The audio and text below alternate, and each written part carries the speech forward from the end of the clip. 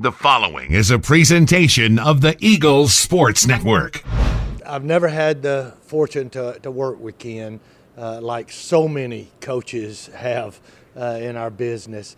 But I met him through this clinic that we have here every spring. And I met him at FCA functions before, but really got to know him when I came here to the spring clinics. And it's just been a wonderful opportunity to know a wonderful man. First met Ken when I was a high school coach at Briarcrest Christian School, and he was talking in a little small group session, I believe at the University of Memphis, and I could tell something was unique and different about him that I was drawn to, and he was really the first college coach that I was around that was faith-based and a relational-driven coach, and so I was really drawn to that.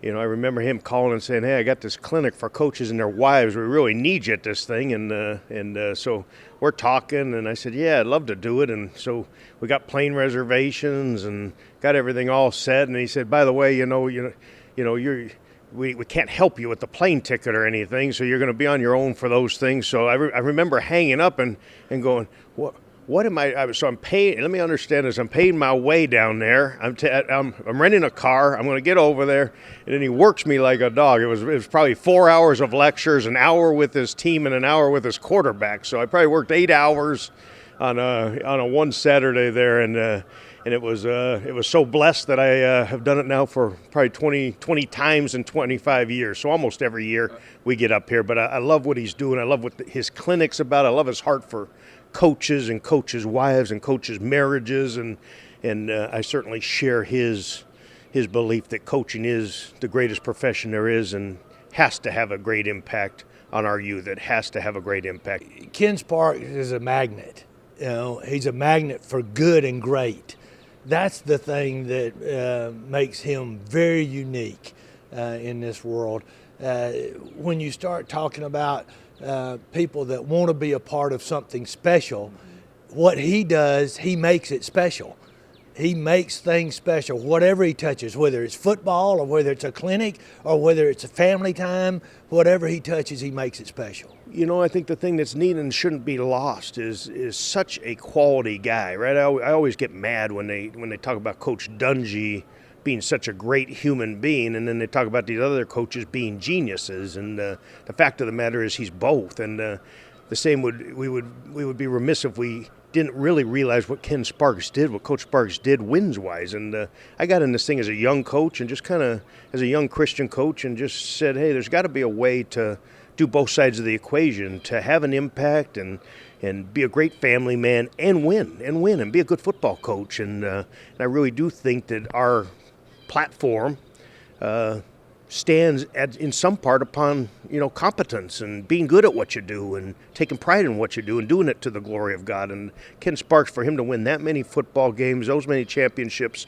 always hit me that was the guy that I wanted to be like. I wanted both sides of the equation. I wanted to be a Christian coach, but I also wanted to win. I wanted to compete. I wanted to do those things. And so we would miss it if we missed out on how well he did what he did also, and as well as being such a great guy.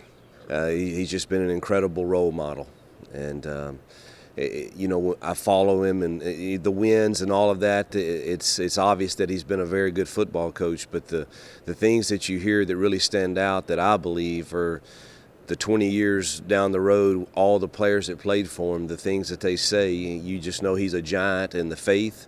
And he's a giant and a hero in many of those players' eyes. And to emulate a guy like Ken Sparks is, that is a lofty goal, but it's one that I sure want to strive to be like. You know, when you look at people and you say, "How do you know they've done right?"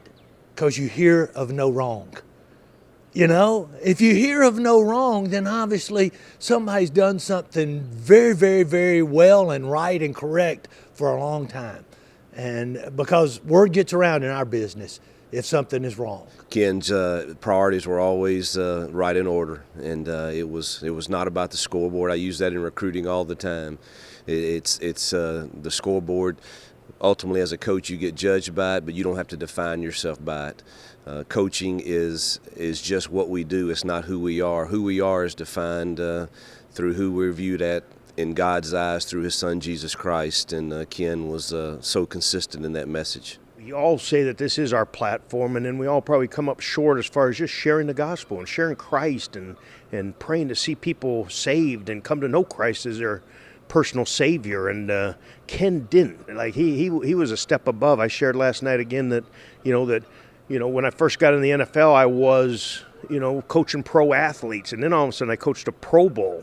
And you got over there and you said, whoa, I mean, there's pro athletes, and then there's some that are pro athletes plus.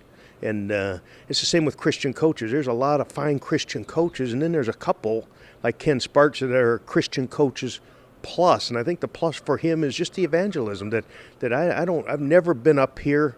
The many times I've been here that he hasn't hauled me somewhere and said, hey, tell them about Jesus. Tell my team about Jesus. Tell my quarterbacks about Jesus. Tell this proprietor about Jesus. And those are fond memories. It's a challenge to me today that I just keep looking. I got to open my mouth more and share Christ, and that's the purpose. The purpose isn't to befriend. The purpose isn't to love. The purpose, those are little side purposes, but the purpose is for people to come to know Christ as their Savior, and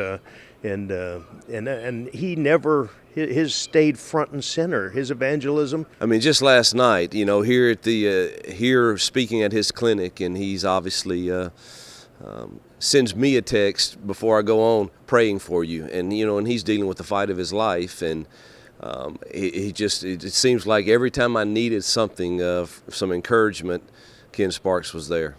And I think the other thing that jumps out at me that I've learned is how his faith has been strong through this suffering the last 5 years with the cancer. And, I think that authenticates, there's nothing like suffering and trials to see what a man really is. Some of us, like me, fall apart as the little wind blows and I'm swaying back and forth and staggering or knocked down. And then just to watch him face the suffering and face pain and trials that he's had these last 5 years, and do it with a joy that's supernatural, that can only be from Christ, and has been a testimony to me also that's what a real faith should look like in times of as it hits the fire, as it gets tested, as it gets tried, and he comes out true. As I talked to him yesterday, and that it's true, that it's authentic, man. This guy's faith, this guy's God is real, and that's what I want mine to look like, a relationship with God like that.